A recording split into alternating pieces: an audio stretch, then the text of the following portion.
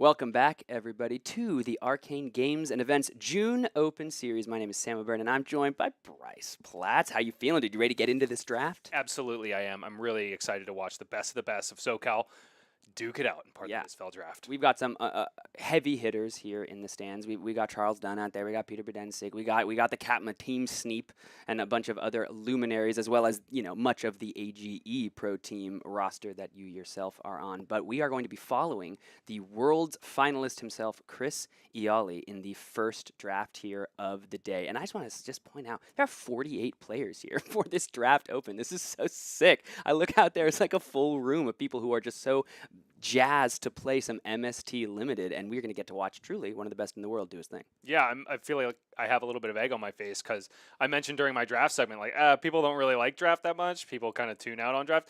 But we've got it here, man. We've got the good crowd. I'm so stoked to see. We've got 8 full pods, Sam. Yeah. Ready to duke it out for those 6 AGE full points. pods. That's what I meant. 6 full pods out there. But to be able to also look at the live draft, which is what we're about to go do, and watch the whole draft as we lead in. And we also have some really cool toys that we're going to get to play with on this stream to check out Chris's draft process. So I think it's time to go ahead and dive in and get down into the draft itself. So stick with us. Let's go down and check out the pod. Let's do it. All right, so here we can see Chris Iaali. He's got his draft, his first pack right there and ready. And so, Bryce, walk me through what we can expect. This is the first pack. This is when the signals start to be read and received. Talk to me. Okay, so Chris is organizing these cards by class cards. This allows him to very easily take a look at what he wants to pick. He's often going to move the best cards to his right hand, get them nice and close to his vision. It looks like his pack has the traditional 2-2-2 split. So if he wants to take a class card, a class common here, he's going to be able to send a pretty easy signal. That being said, he doesn't have super strong class cards in the standard common slot. What he does have is an incredibly powerful rare in Key Unleashed. If he takes that card, however, it won't send a signal. So he opts for the generic in Emissary of Wind, which is an incredibly strong first pick. Yeah. 0 for 4, good rate. Absolutely. 0 for 4 can get go again, but can also work so well as a chain ender. Staying open now. Let's see what signal he's going to receive here. Let's see if we can see if an assassin card is missing, if a ninja card is missing, if an illusionist card is missing, or if this card also looks to have like a generic or one of the rares or the foil taken. That's going to give Chris some info on his drafter to his right and what potential lane he is in. So far, I believe we are missing an assassin common. And that player on his right is Marcus Brown. It's possible. Yeah, I think Marcus took a assassin common. So that sends a signal to Chris that assassin is closed, or at least that Marcus is flirting with assassin, right? It also looks like Marcus may have taken the only good assassin card in the entire pack, which means that Marcus does not risk creating another assassin to his left, which will pay dividends on pack 2. So this might be a perfect opportunity for Chris to take another generic or a chi card, because he is seeing one of the most coveted chi cards in the entire set. Thank you very much. In Path Well Traveled. Yeah, it looks like it was a Tiger Form Incantation, if I'm not mistaken. A red Tiger Form Incantation, that was the pick. So we see Chris kind of staking his own lane a little bit. Going to go ahead and grab that Mystic Ninja card. It's very nice, kind of like a 1 for 3, but also being, a non-attack action in case that can be relevant for something, into new, for her banishing card. So he's gotten a nice rare generic. He's gotten that Tiger Form Incantation. Let's see what the draft story is spelling out for him now. He's getting pretty rewarded here because he's seeing a red Flex Clause. That's one of the most powerful commons that Zen can utilize. He's also got a really strong form of equipment in Aqualapse. He goes ahead, takes the Flex Clause. Looks like Chris is finding his lane really quick here. He's a little disappointed that he passed a red Key Unleashed in that first pack, but the risk did not outweigh the rewards because Marcus on his right could have just as easily have given him a signal that Ninja was closed, right? So Chris doing the smart thing, staying open, taking a 0 for 4, still getting rewarded. Because now, if he did create a Ninja on his left, then he is going to be cutting them off for the majority of this draft. Still a bunch of Ninja cards here in this pack as well. So we're nice and early into pack 1, but it looks as though there aren't at least 1 or 2 Ninjas right there in his immediate, first 3 players on the right, which is great. That means packs 1 and pack 3, he can hopefully expect to get a good amount of Ninja cards being fed to him. Even if he does create a Ninja on his left, there's only 1 pack that he gets passed from that player here. So we're looking here, we can see a droplet, very powerful blue card that can get pumped up with something like any of those Transcend cards, but 2 Ninja commons as well, the Companion of the Claw and maybe a blue Flex Claws, but it is just gonna be the blue droplet. It's too hard to pass up, does so much work in so many different matchups, and it's going to be that pick here for Chris Iaali. And I think that's really heads up, because even though he saw a red class card in that pack, Companion of the Claw is generally thought of as one of the weaker Ninja commons, namely because of that 2 cost. It doesn't really fit into the cost curve that Zen usually wants to play at. Usually he wants to pay for a 1 cost, swing the Kakara, follow up with a 0 cost. So I think it makes a lot of sense that Chris goes ahead and goes for the droplet here. He's seeing another incredibly powerful Mystic attack here. He still doesn't have any Chi cards. And the one in this pack is not bad. It's a pretty easy one to activate, but it doesn't really help Zen's game plan. So I think he's being more tempted by the equipment here. Yes, indeed, because you want to pick those up early, because if you send them to your left, they're probably not coming back. Yeah. Equipment here can be so impactful in the format, and this one's so nice. Oh, wow, look, a red Untamed right there at the front of the pack for him. So it looks as though Chris, he is identifying that lane pretty early. A nice little rare there in the aspect of Tiger Mind as well, but that 1 for 4 with the potential for even more damage as well with the Untamed might be too hard for him to pass over. Let's go ahead and just check out the pack itself, right? And just make sure, unless he doesn't show us again, but I'm curious, it looks as though, there's a couple illusionist cards in that pack as well, if I wasn't mistaken, as well as that there were nice some pretty red. good ones. There was a red Haunting Spectre, which is not like a huge pick. It's not like a Spectral Manifestations or like a reason to go into the class. Yeah, let's This look at pack, this however, is looking Two very Assassin's Ninja light. cards. Yeah, 2 Assassin's card. One of them is a rare.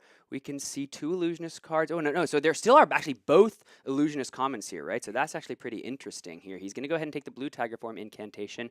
Still can do a lot of work. It's a blue if you want to transcend. It gives you the Crouching Tiger, and it blocks 3, which is so important. Yep, and it also turns on your Transcend cards, which is really important.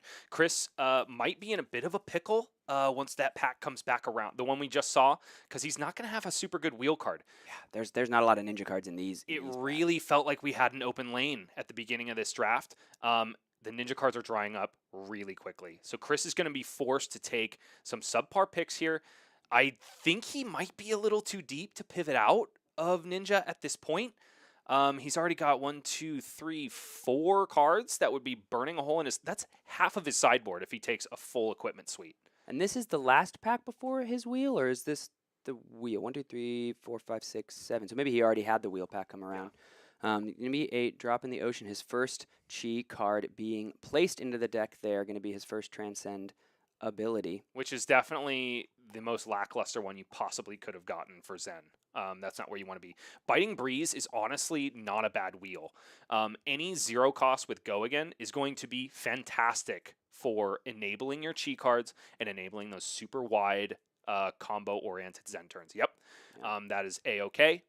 So if you're Chris here, Ninja has pretty clearly gone a bit of the way of the desert, dried up just a bit. You can still see that nice 3 blocks in the shifting winds of the Mystic Beast. First Tenant of Chi win. The Zen deck can be very generic heavy. You can find your Nimblisms, your Nimble Strikes. You can utilize just the good on-rate, quote-unquote, blue cards if you couple them with other blue cards.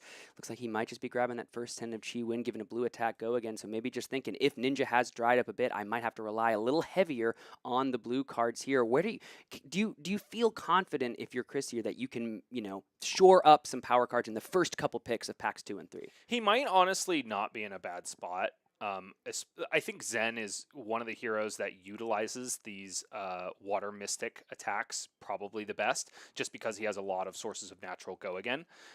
So it's entirely possible that Chris is going to be okay here, especially because we saw a lot of power cards at the beginning. That means likely that a lot of the ninjas that he's seeing are to his left, which means that he's going to be able to cut them off for pack 3. You don't necessarily have to have the best deck in the pod. You just have to have the best deck in your class. And Chris did identify it nice and early in that pack 1. Flesh and Blood draft, people are, ravenous for this format, as is exemplified by the 48 players that have come and joined us here. But let's go ahead and before we wax poetic about it, let's go ahead and this is going to be, I think, his first pack still. He's going to go ahead and be looking through the picks here. Yeah. So let's go ahead and see what he's working with, because he did get some nice power cards for the first 5-6 picks of the draft before it did dry up, which, like you said, does seem to indicate that he might have, not the hardest time in the world building at least a deck that can get you nice and far in the draft with some really tight play.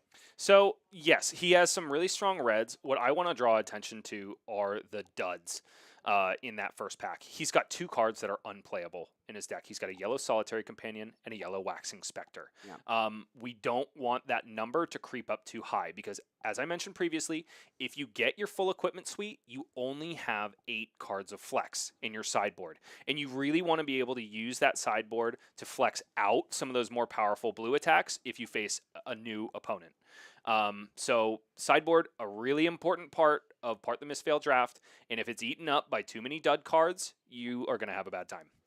However, opening up another really nice Ninja Common, 2 really nice Ninja Commons. That's good. You're maybe not the happiest to send. Ooh, and there's an aspect of Tiger Body in the pack as well. So here's the thing. No matter what, this is a tough. If this was Chris's pack 1, he's thinking like, damn, I'm sending a signal no matter what. There are too many good ninja cards in this pack. But because he's already committed, he's happy to have his first, his first go at it. But those ninja players that are over there on the left, one of them is getting one of these nice reds, and maybe them both, as the flex clause is going to be the pick here for Chris. Probably 2 of them. So, like, this is an ideal pack to see if you think that you are a 1 of 2 at the table, right? Because then another really bomby card or a bread and butter card is going to wheel its way back to you.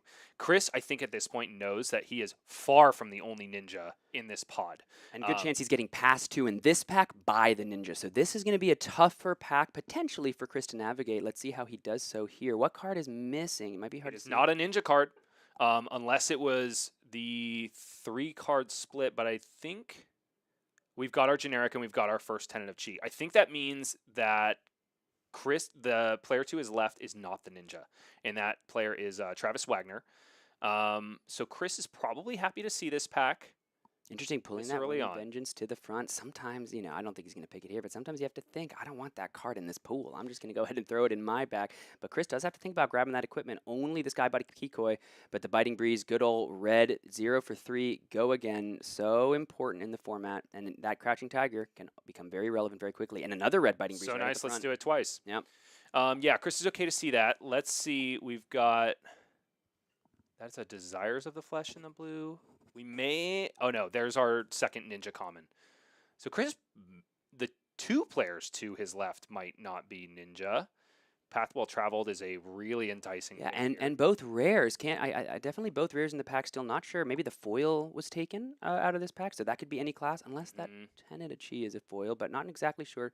Let's see there, other red Biting Breeze. Again, Chris needs to be filling out those reds. So happy. It's kind of what we talked about. Maybe in the first picks of packs 2 and 3, you can get enough reds that even if the back end of the pack starts to become a little more challenging, you are still able to have a totally serviceable, in fact, maybe even quite good draft deck, as that Biting Breeze goes straight into the pile. And it looked like Chris was thinking a lot about which card he was going to take there. I think what Chris was thinking about was, what card am I going to see again? Which of these cards do I want to wheel here?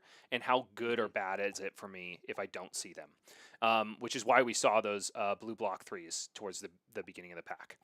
Looking in here, seeing Emissary of Tides pulled to the front, another 0 for 4. We've got another Tenet of Chi. I think that's tied in the back. He's pulling them. He's trying to, again, so you can see these pro players, right? They're going and they're figuring out the split. They're figuring out what cards are still here, what cards have been taken. That is going to be the Emissary of Tides as the choice for Chris. You're going to be able to see that pop up there on the right side of your screen. Also, so cool to see the innovations by the team here at AGE, looking at the way that we can still see these picks as the draft continues. We get to watch the draft develop before our very eyes. Such an exciting development in the coverage here. See, look at all those assassin cards still in this pack. Blue Biting Breeze, blue Preserved Tradition, probably going to be pretty interesting for Chris here. Blue Preserve Tradition being one of the premier cheat cards for Zen, Yeah. especially if For you all the are heroes, right? Just yeah, so good. especially if you are like Chris and you're very light on combo cards. In fact, he has literally 0. Interesting. So really, no illusionist in this pack at all. So it looks like the players to his immediate left might be playing a good amount of illusionist. It is going to be the preserved tradition, and like you said, so good in Zen, so good in all the decks. That gravekeeping though, I've seen that card put in so much work in this limited format. People just seem to never expect it. The 1 for 5 is so important. Such a good little, just rate for damage in a format that sometimes that's a quarter of your life total when you start things off. Let's take a look here. Right, you are, Sam. Looks like we still got some reasonable picks for Zen. It might be his opportunity to pick up his first combo card. Critical because you don't get any value out of your hero ability if you don't have combo cards in your deck. Yeah.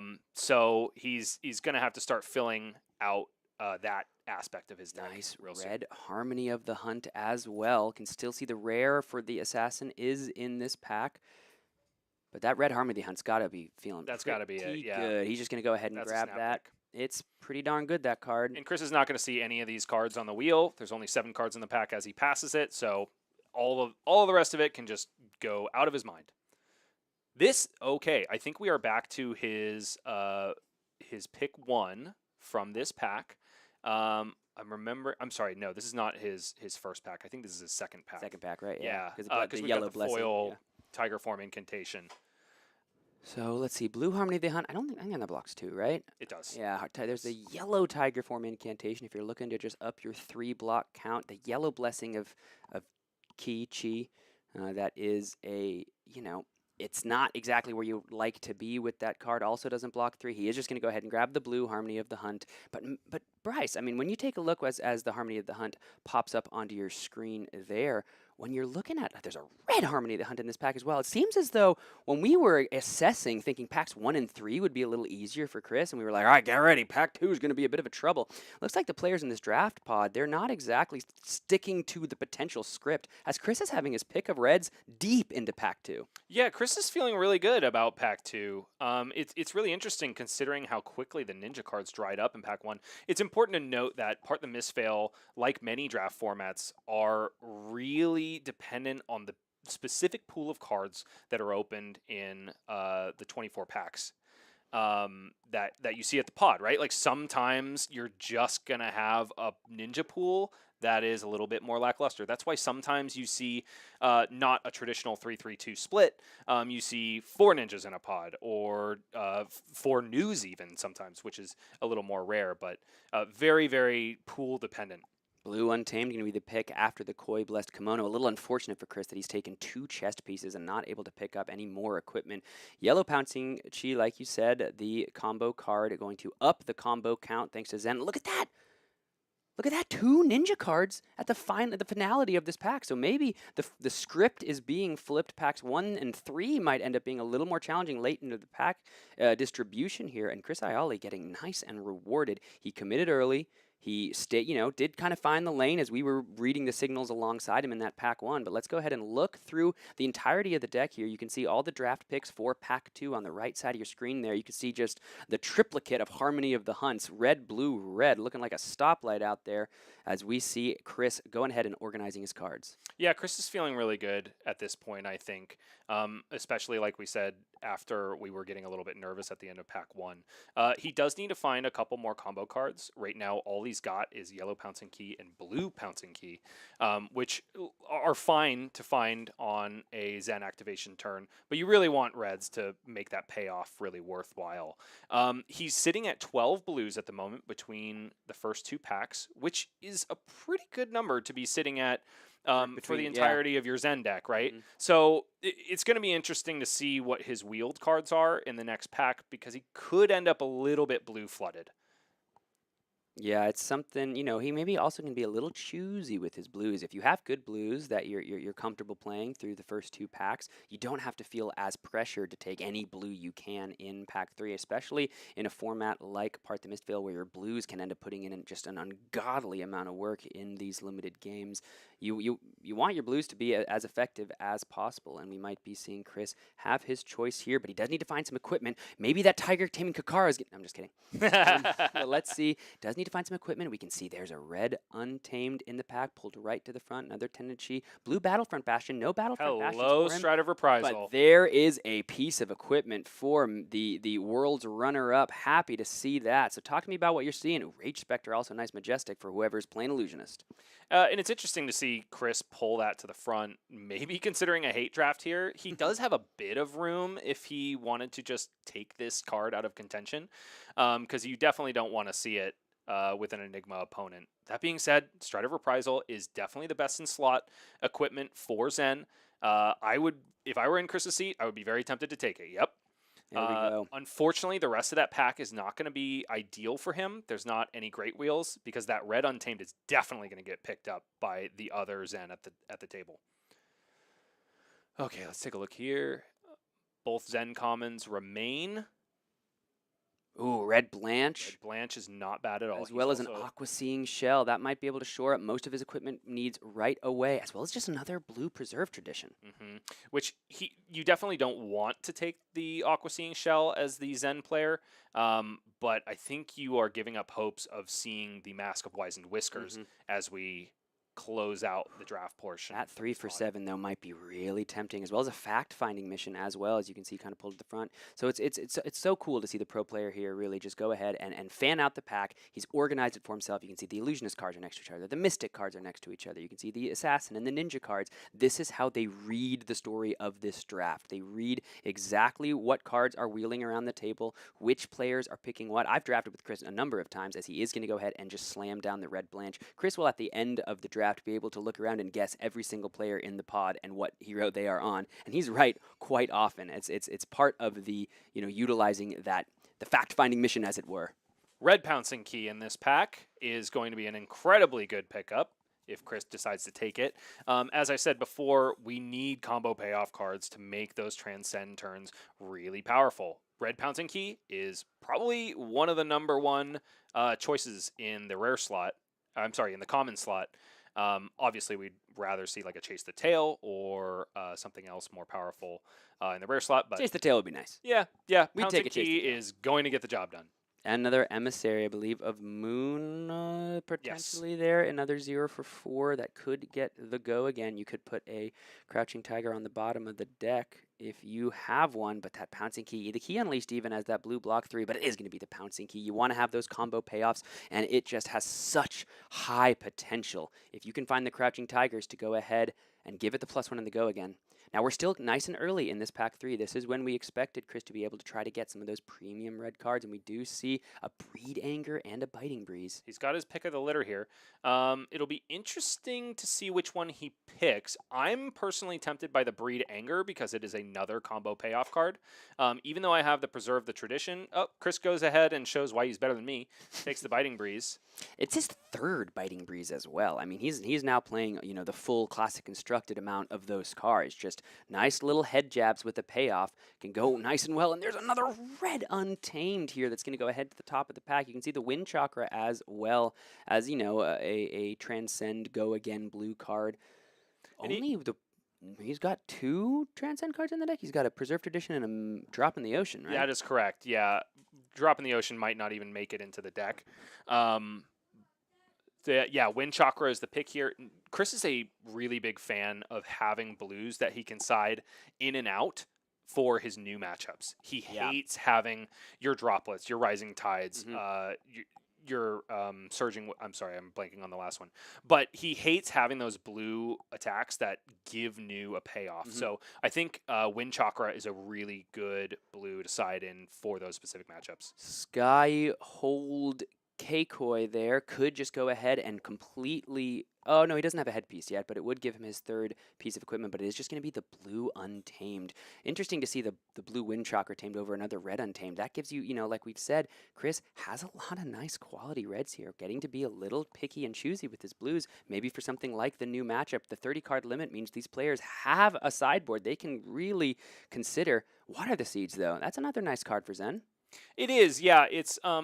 when you think about it, it's kind of like a nerfed version of Untamed if you have the ability to generate your Tiger, right? Because essentially it does the same thing as Untamed if you have the Tiger, but it comes in for 3 rather than 4, and it blocks 2, which is less than ideal. So I guess Chris is just going to find some more room in his blue count to be able to flex in and out.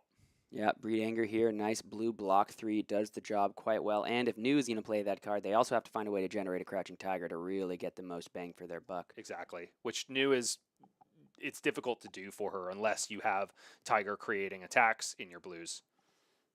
Let's see here. What's left? We can still see. Looks, I'm wondering if Assassin is one of the more represented decks at this draft pod. As we're getting to the end of Pack 3, there's some Mystic cards, there's some Ninja cards, there's some Assassin cards, some Illusionist cards. But that's all we're seeing here. It's going to be the wash away headed into the deck or into the potential deck list for Chris Iaali.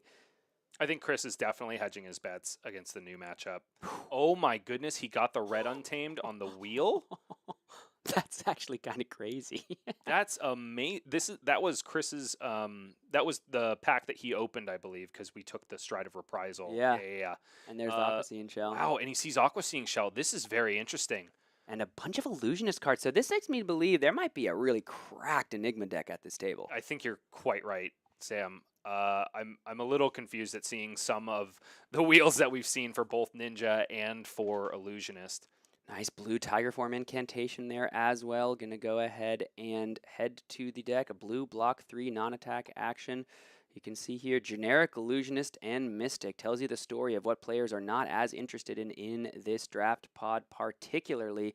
And there's a nice little yellow Pouncing Chi just to go ahead and finish off this draft. Let's see what the final card is, and it's going to be a blue Waning Vengeance. So Chris, here, navigated that draft nicely if my perspective means anything, Bryce. But talk to me about what you're seeing. This is exactly the way you want your packs to break down. I don't think Chris could have asked for anything better on the wheel. Like, we were a little bit concerned about Ninja drying up on pack 1, but packs 2 and 3 were, the proof was in the pudding that whoever was in Zen might have switched out or gotten scared for whatever reason. Yeah, and Chris really stayed the course. He stayed at the helm of the ship and just had committed early and not just had committed early, but really found enough good cards to feel really strong about what he was doing there. So let's go ahead and take a look here at the deck itself, I believe, right? We're going to give our coverage team just one more minute until they get it sorted. Okay, here we go. This is Chris Iaali's draft pool. Let's go ahead and take a look first. So let's start with our action cards, right? Chris is sitting with an immense amount of powerful reds, right? 3 Biting Breezes, a Blanche, because why not? 2 of the more powerful emissaries, the Go Again and the buff one. He has a lot of gas in this deck. And that final red Untamed that just came around the horn, just a little hello there at the end of that pack 3. Got to feel good. And that Blanche, I think, is a really underrated pickup in this draft pod, or something. This draft pool you might not be thinking about as it's not as sexy as those other combo cards with the Go Again, but a 3 for 7 with a super relevant on hit in a deck like Zen that you're mostly just thinking about damage and how much damage can they output, and then all of a sudden they end the chain with a Blanche into a deck, into this format that is so often caring about if you've played another blue card this turn, right? If you pitched a blue card this turn. So I think that Blanche, we're going to wait and see, but that might do some major work. I tell you what, Sam, the more you play this game of Flesh and Blood, the more that a 2-card 7 becomes the sexiest thing you can possibly hear. And this one has text on it. Yeah. If you can believe that. So, yeah, Chris is really happy with the Blanche. Let's go ahead and take a look at the blues here, just in the action still. And I think they did all the blue cards. So let's go ahead and take a look at his blues. We've got the Drop in the Ocean. Now, we will have to keep in mind, only 2 of those Transcend cards, right? Didn't take the second Preserve Tradition. So just have the 2 Transcend abilities, but a lot of blues means a potential for a sideboard and means a potential to make your new matchup not as dangerous, not as problematic as it could perhaps otherwise be. And I think it's potentially possible that the Drop in the Ocean doesn't even make it to Chris's deck for the most part, because it is a little bit clunky to activate on Zen's turn, and Zen really wants to be putting on pressure rather than taking it off with the Chi card. So I think he's honestly feeling pretty okay with only these 2 Transcend cards because he's got the pick of the litter. The Preserve Tradition is absolutely the one that Zen wants. It's going to allow him to put some of those more important combo cards. Since I'm talking about them, let's go ahead and take a look at them. Pouncing Key, easily the star of the show. This is going to be the one that is going to enable some really powerful turns for Zen. Zen in this format wants to say 4 a lot to their opponent. This is just one way to do it. Yeah, and and it seems as though Chris is really just saying, listen, my card quality is just so darn good. I don't even need to transcend. I don't need to tutor this card up. I don't need to find it out of my deck and create a Crouching Tiger. I'm just going to draw this stuff, and I'm going to make it look good while doing it. As we can see, look at all of these just straight up ninja cards that he was able to draft without much contestment, without much getting in his way. He's got so much natural go again and so much ability to get go again on these cards. The question is, how much work are cards like Biting Breeze going to be able to do to create the Crouching Tigers, to turn on your red Pouncing Cheese, to go ahead and turn on your other cards that require Crouching Tigers to be played beforehand? But when you look at just the card quality, it seems as though it's doing rather nicely. Even you can look here at the 3 blocks he was able to draft. 15, total 3 blocks. One of them is an assassin cards, but you look at the Wind Chakra, he took that over a red Untamed. That card blocks 3, Absolutely. That's pretty darn good in this format. Right, you are, Sam. We've talked about the gas. We've talked about everything that is going super well for Chris. Let's talk about the things that are a little more lackluster, right? Indications of a bad draft deck are often in these, your yellows, right? Luckily, Chris only has bad yellows in other classes. The yellows he did find for his class are probably the best case scenario yellows you could find. Pouncing Chi, excuse me. And furthermore, Chris has ended up with 15 3 blocks.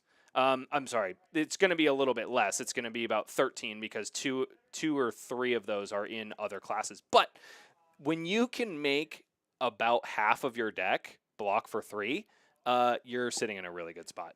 I think also we can take a look at the equipment. Stride of Reprisal, you're so happy to see that. And, just having the Cloaked Skybody Kikoi as an ability to prevent the next 1 damage, and the Koi Blessed Kimono. I mean, this is interesting. If you can find yourself just down at that precarious 1 life total, getting the Inner Chi, if you're only able to make the 1, you can grab it on demand. That is so powerful. But I wouldn't say this is like the best equipment you've seen in a draft deck. No, it's not the best, but I will say I have been finding myself liking it the most in Zen.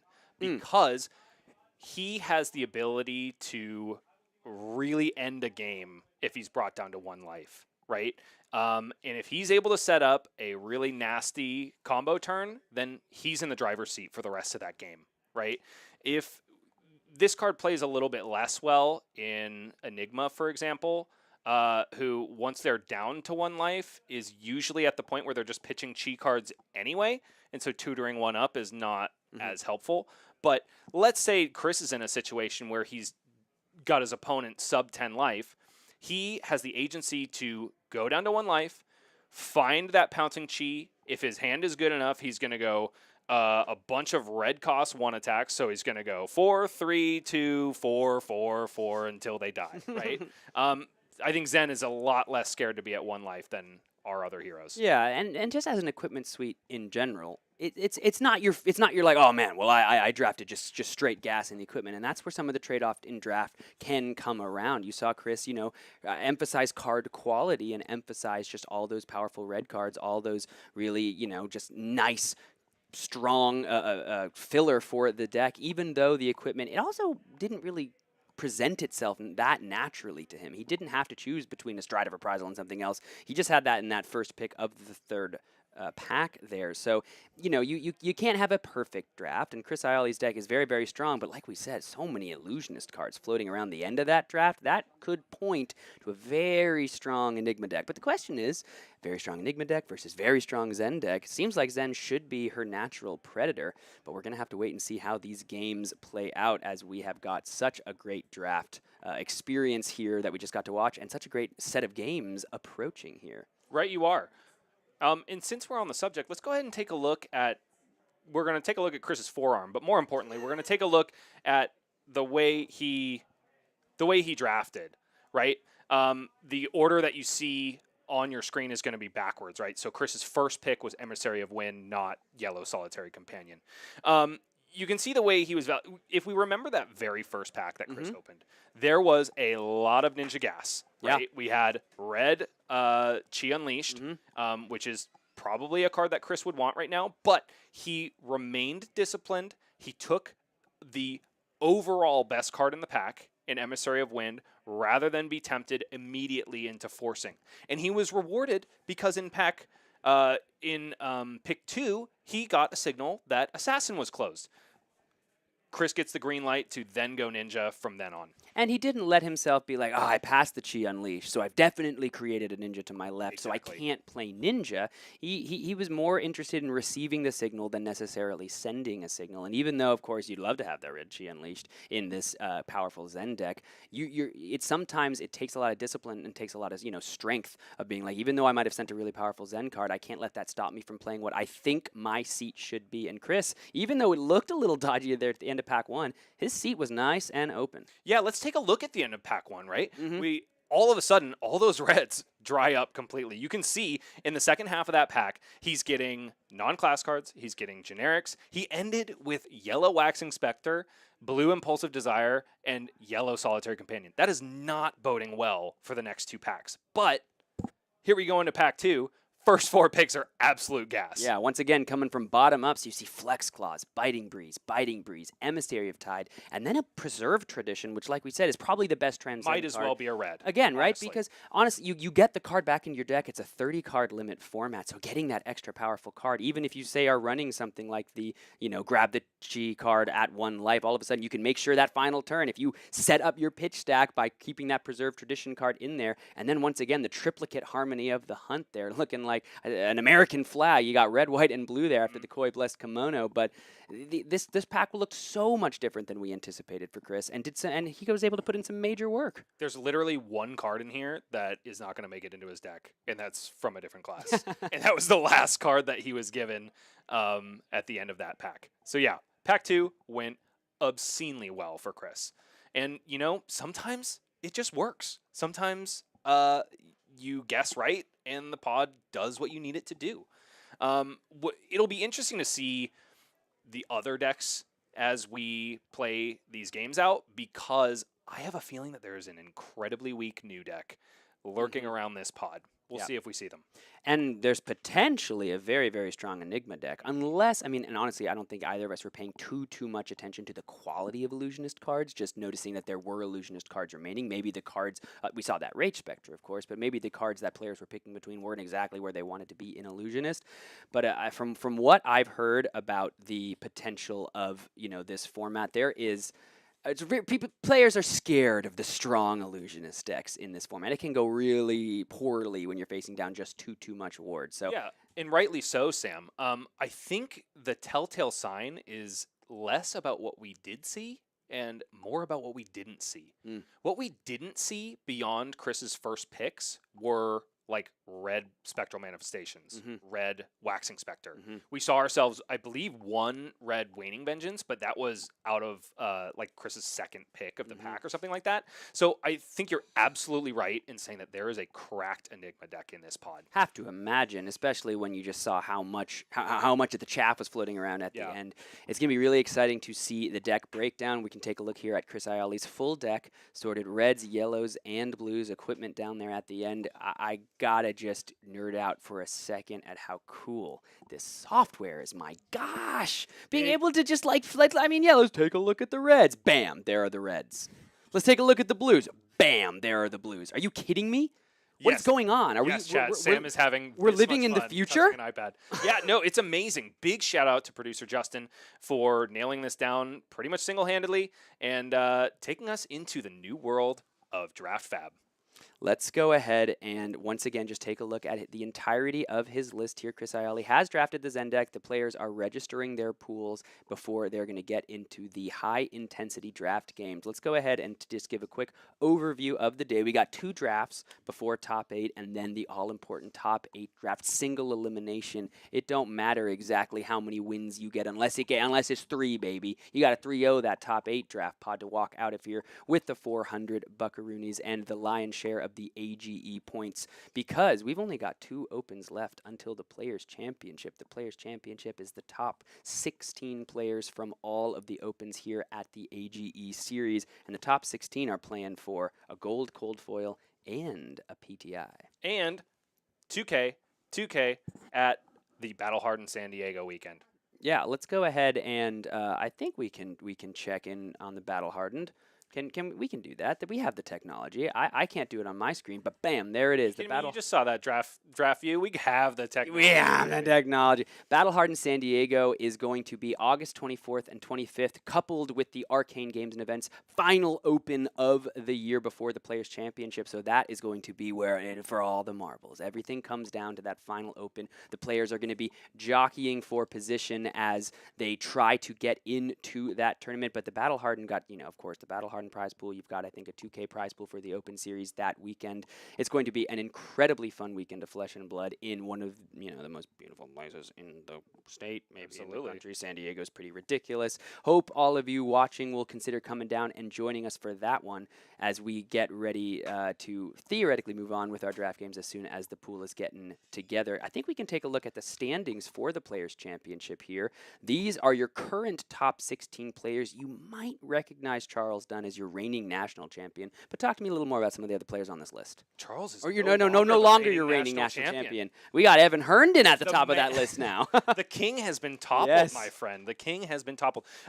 Since we're on the subject, one more fascinating story about that weekend was that the runner-up to Charles Dunn's year of national championship famedom was Evan Herndon, and he's now the national champion. Oh yeah, I was watching all those games in the booth that year and watching Evan. One way he could improve, and he did it. Literally. He went up that one seat. Yeah, and he's a killer, man. He's an incredibly nice young man, and you could just tell even when 2023 nationals, I was like, this dude's gonna win something someday, and he did it even sooner than I potentially even anticipated. Go ahead and taken the throne from Charles Dunn. But I think we can. Let's go ahead. Let's go back to the standings. Let's take a look at them one more time. Absolutely. Let's walk down the list. There's a lot of names you might recognize. Some new up and coming players here on the standings, but this is not final, folks. This is just as of now. This is going to change throughout today. This is going to change in the July Open, and then it's going to all come down to the August Open to see which of the players join us for the final Players' Championship in September. But talk me through some of the players on this list, Bryce. So earlier when we were discussing it, I wanted to mention again that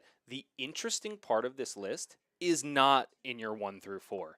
It's in your 9 through 16. Because if you take a look, Sam, the number of points that are separating these players is like 1, 3, right? And what you don't see here is the standings from about 17 to like 22. All of those players are only separated by like 1 to 2 points as well. Knocking at the door. This leaderboard is going to change before the Players' Championship. I guarantee you that. But since you mentioned names, let's talk about some of the big ones on there. Charles Dunn, we've mentioned. Ryan Brown, my personal nemesis. My last stream game was a loss to Ryan Brown. Still disappointed about that, but luckily he's a lovely guy, so I won't hold too much of a grudge against him. Christopher Iaali, who we just saw on draft, and my illustrious team captain. Very happy to see him towards the top.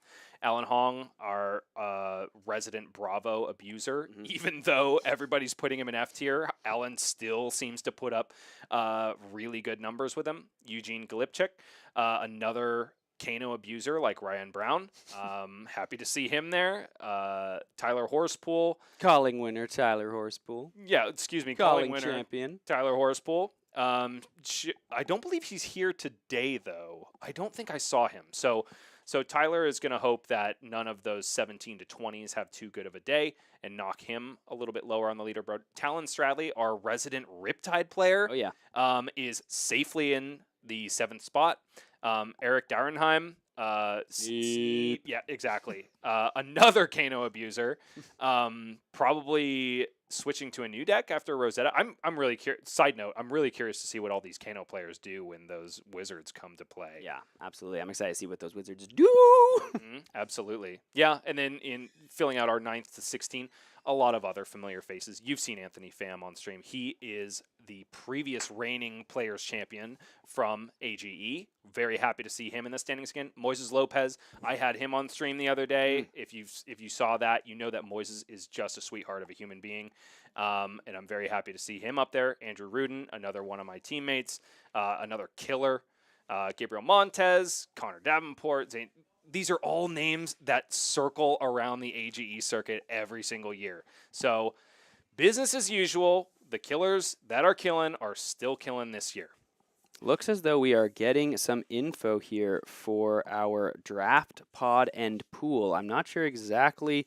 We can probably reverse engineer the heroes as we go ahead. It is going to be our first matchup, though, is going to be Chris versus John Zapata. Let's take a look at John Zapata's pool here. And it looks like he's going to be playing Enigma. This is absolutely completely expected. John, typically his approach to this draft format has been force Enigma, force Enigma, force Enigma. Like a couple of other of my teammates, Zachary Wallach being the primary abuser of that strategy. So we talked about there being a potentially really cracked Enigma deck in this pod. If anybody's got it, it's John Zapata. So this is going to be a really intense first matchup. Okay, well here we're figuring this out now. This is this is the breakdown of the pod. We've got 3 Enigmas. My goodness. We've got 3 Enigmas. We've got 3 Assassins, and we got 2 Zens. Which is the story, right? This is what. Wait a minute, John Zapata's on. Oh yeah, there he is. Yep. Okay, cool. Yeah. Which is what it looked like, right? It looked like there weren't a lot of Zens. All of it, like all of a sudden, oh my gosh, the Zen cards are drying up. But then packs 2 and 3 were just nuts. Absolute gas. Which is not.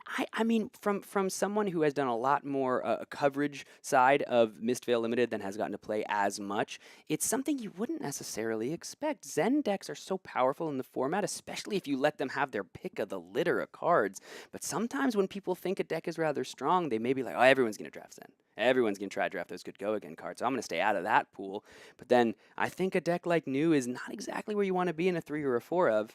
It's not exactly where the card quality can super support multiple 3 to 4 copies of the decks. These players can absolutely prove me wrong, but just, I think some of the data might go ahead and show that. And maybe, I'm really curious to take a look at these Enigma pools as well, because again, if you start to spread out those Enigma cards, how strong does that deck become? It could also be a telltale, the number of news in this pod could also be a telltale sign of certain players opting for the stay open strategy. Staying open is not a one-to-one thing in any one of these sets. In heavy hitters, if you stayed open, chances were that you were going to end up in Guardian, right?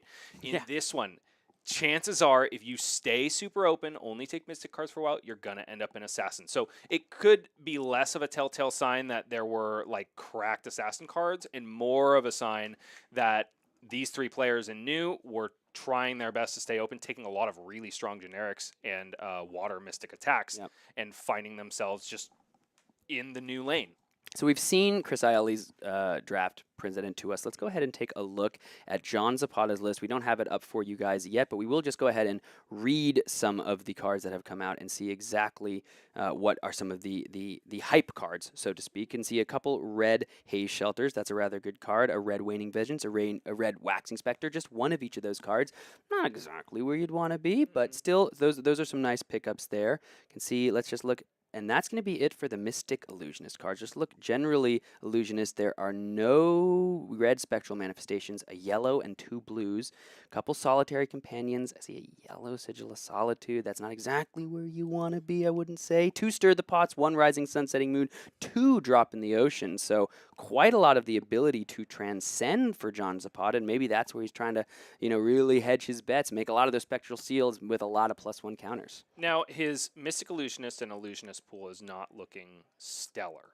But you know what does look good, Sam? His equipment. He's got 3 out of 4 equipment slots filled. All of them are best in slot. He's got Truce Retold, which is our Illusionist headpiece, the Uphold Tradition, which is the arm piece, and then the generic Skybody Kikoi in the chest piece. He's also got some really cracked generics. He's got 4 copies of Battlefront Bastion. Ooh. That is going to be really key in cleaning up some of these really wide turns that Chris is going to present to him.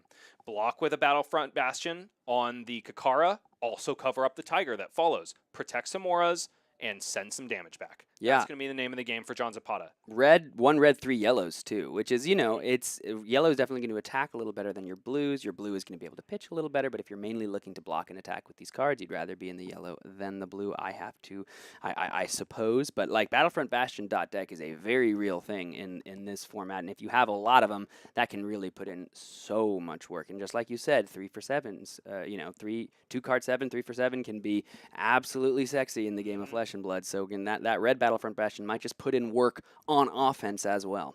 And if we see John get taken down by Chris, those are the cards that are going to allow him to submarine in what is probably going to be the new circuit after that. Then, and even though there's not an enormous amount of Mystic Illusionist cards in his pool, red Whacking Spectre, red Waning Vengeance, 2 red Haze Shelters, I mean, those cards are 3 and 4 attacking value, and then most of them can be 3 to 4 blocking value as well. You can make a Spectral Shield when the Waning Vengeance dies. You can, the Haze Shelter, if you've pitched a blue to your ability to these other cards, will always have Ward 4 at that time. So it's going to be interesting to see how this first game plays out, and then from there, the rest of the pod materializes and crystallizes. Yeah, we saw that. So Chris was in Zen, right? Chris drafted 14 red cards. 14 red cards. John is sitting more comfortably at about like 6 red Mystic Illusionist cards. And honestly, that's pretty okay for an Enigma deck. You don't need nearly as much red gas as you do in a Ninja deck. If Zen is throwing yellow and blue copies of all those cards, it's a significant dip in power level. However, Enigma literally just needs one of those red threats to stick and stay for a couple turns to get massive value swings. Yeah. So even though like the color of cards that John is presenting is not nearly as scary as Chris's, he's probably okay. Yeah, and he does have fact-finding mission, gravekeeping, the red Battlefront Bastion as well. So there are red power attacks that aren't in the Mystic Illusionist slot, but something that he will be able to lean on. But it's time to see exactly how well he leans on those cards and see how Chris Iaali pilots the deck that we just got to watch. We're going to take a quick break to get the game set up, but then we'll be back in just a couple minutes with the first game of this June AGE Draft Open. So don't go anywhere. We'll see you in just a moment.